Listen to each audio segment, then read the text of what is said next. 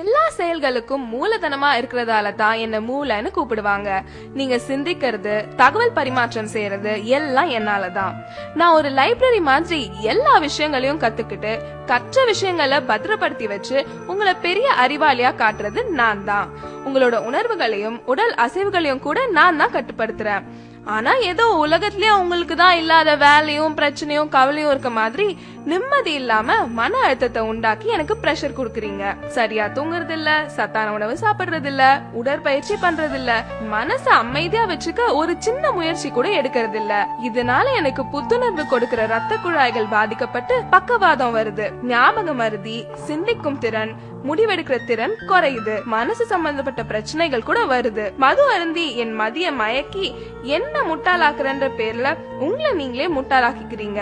எதுக்குங்க இந்த பரபரப்பு? அமைதியா வாழுங்க, நல்லா தூங்குங்க, நிம்மதியா இருங்க, புத்திசாலின்னு எனக்கு பேர் வாங்கி கொடுங்க. அதுதான் உங்களுக்கும் பெருமை, எனக்கும் பெருமை. உங்க உடம்புல எல்லா உறுப்புகளும் 1 2ன்னு தான் இருக்கும். ஆனா நான் மட்டும் தாங்க 32 இருக்கேன். நான் அதிகமா இருக்கிறதுனாலவோ என்னவோ தெரியல, நீங்க என்ன சரியாவே கவனிக்கிறது இல்ல. இன்னும் நான் யாருன்னு தெரியலையா? நான் தாங்க உங்க பல்லு பேசுறேன். நான் நீங்க சாப்பிடுற உணவை மென்னு சிறு துகள்களா மாற்றி செரிமானத்துக்கு முதுகெலும்பா இருக்கிறேன். பல்லு போச்சுன்னா சொல்லு போச்சுன்னு சொல்லுவாங்க. நான் இல்லன்னா உங்க பேச்சு கூட தெளிவா இருக்காது. நீங்க சிரிக்கும் போது உங்களை பளிச்சுன்னு அழகா காட்டுறது நான் தான். நான் இல்லன்னா நீங்க சிரிக்க கூட யோசிப்பீங்க. இவ்வளவு முக்கியமான எண்ணெய புகையில பாக்க போட்டு சிகரெட் பிடிச்சு அழுக்காக்குறீங்க.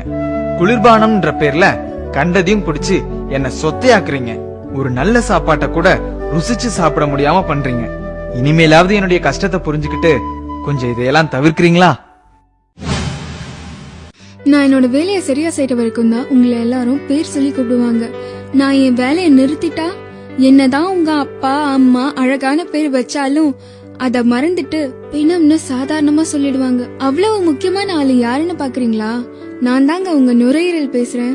எவ்வளவு தூசும் மாசும் நிறைஞ்ச காத்த நீங்க உள்ள இழுத்தாலும் நீங்க வாழ்றதுக்கு மூல காரணமா இருக்கிற ஆக்சிஜனை மட்டும் சுத்திகரிச்சு உங்க உடலுக்கு அனுப்புறேன். ஏற்கனவே சுற்றுப்புற மாசால சிரமப்பட்டு இருக்கேன். அத புரிஞ்சுக்காம என்னைய சிகரெட்டு பீடி பிடிச்சு நச்சு வாய்களை செலுத்தி என்னைய அடைக்கிறீங்க. வேலை செய்ய விடாம என்னோட காத்து பைகளை செயலிழக்க வைக்கிறீங்க. புற்றுநோய்க்கு மட்டும் இல்லாம பல நோய்க்கு ஆளாக்குறீங்க. இது என்னோட நுரையீரல், என்ன வேணும்னா செய்வேன்ற மாதிரி என்ன மட்டுமா கஷ்டப்படுத்துறீங்க? நீங்க இழுத்து விடுற புகை உங்களையும் மத்தவங்களையும் பாதிக்குது. உங்களை அழிக்கவே உங்களுக்கு உரிமை இல்லாத போது மத்தவங்களை அழிக்க உங்களுக்கு என்ன உரிமை இருக்கு? பூவை போன்றவள் நான், சாம்பல் நிரப்புற கிண்ணம் இல்ல. விடுங்களேன், வேண்டாமே, வாழுங்க, வாழ விடுங்க. ஹலோ, கொஞ்சம் நில்லுங்க. என்ன கேக்குதா? நான் தான் உங்க இதயம் பேசுறேன். இதயம்னு சொன்ன உடனே உங்களுக்கு ஞாபகம் வர்றது உங்க காதல் தான். இப்படி காதலின் சின்னமான என்னையும் கொஞ்சம் காதலிக்கலாம்ல. நான் ஒரு நிமிஷம் கூட ஓய்வெடுக்காம துடிச்சு துடிச்சு ரத்தத்தை சீரா உங்க உடல் முழுவதும் கிடைக்க செய்றேன். நான் துடிக்கலனா நீங்க துடிச்சு போயிடுவீங்க. ஆனா சிகரெட்டு, மது, ஆரோக்கியம் இல்லாத மேல்நாட்டு உணவு, கொழுப்புள்ள உணவு சாப்பிட்டு உடற்பயிற்சியும் செய்யாம எனக்கு அழுத்தத்தை கொடுத்து மாரடைப்பு வர செய்யறீங்க. ஒண்ணு மட்டும் ஞாபகம் வச்சுக்கோங்க, நான் துடிக்கிறத நிறுத்தினா உங்க துடிப்பும் அடங்கி போயிடும். இனிமேலாவது அவன் சொன்னா இவன் சொன்னா ஸ்டைலு பிரஸ்டீஜ்னு சொல்லிட்டு இந்த பாழா போன விஷயங்கள் எல்லாம் செய்யாம நல்லா சாப்பிட்டு ஓடி ஆடி உடற்பயிற்சி செஞ்சா காதலின் சின்னமான நானும் நல்லா இருப்பேன், காதலிக்க நீங்களும் நல்லா இருப்பீங்க. ஒரு வேளைக்கு சாப்பிட சொன்னா 3 வேளை சாப்பாட்ட ஒரே நேரத்துல சாப்பிட்டு என்ன திணறடிக்கிறீங்க. இது உங்களுக்கே நியாயமா இருக்கா? யாருன்னு யோசிக்கிறீங்களா? நான் தாங்க உங்க வயிறு பேசுறேன். வெந்தும் வேகாத கொழுப்புள்ள உணவை இஷ்டத்துக்கு சாப்பிடுறீங்க. அதை நான் செரிக்க வைக்கிறதுக்குள்ள நொந்து நூலாயிடுறேன். செரிமானத்துக்கு உதவி பண்றேன்ற பேர்ல கேஸ் நிறைஞ்ச குளிர்பானங்களை குடிக்கிறீங்க. இதுல மேலும் நான் புண்ணாயிடுறேன். இப்படி ஒரு பக்கம் அதிகமா சாப்பிட்டு சாகடிக்கிறீங்கன்னா இன்னொரு பக்கம் வேலைக்கு சாப்பிடாம டயட்ன்ற பேர்ல சாகடிக்கிறீங்க. இது போதாதுன்னு இன்னும் கஷ்டம் கொடுக்கற மாதிரி மது அருந்தி அந்த கசப்ப மறைக்க ஆரோக்கியம் இல்லாத உணவை சைட் டிஷ்னு ஸ்டைலா சொல்லிட்டு சாப்பிடுறீங்க. நீங்களே கொஞ்சம் யோசிச்சு பாருங்க, நான் எவ்வளவு மென்மையானவன்னு. குப்பத்தொட்டி மாதிரி கண்டதையும் போட்டு நிரப்புறீங்களே, இது வயிறா இல்ல குப்பத்தொட்டியா? ஆசைக்கு சாப்பிடுங்க, ஆடம்பரத்துக்கு சாப்பிடாதீங்க. தேவைக்கு சாப்பிடுங்க, தேவையானதை தேர்ந்தெடுத்து சாப்பிடுங்க. ஆயுள் முழுக்க நல்லா இருப்பீங்க. நான் ரொம்ப நல்லவங்க. எனக்கு தீங்கு செய்ய நினைக்கிறவங்களுக்கு கூட முடிஞ்ச அளவுக்கு நன்மையே செய்யறேன். என்ன பாக்குறீங்க?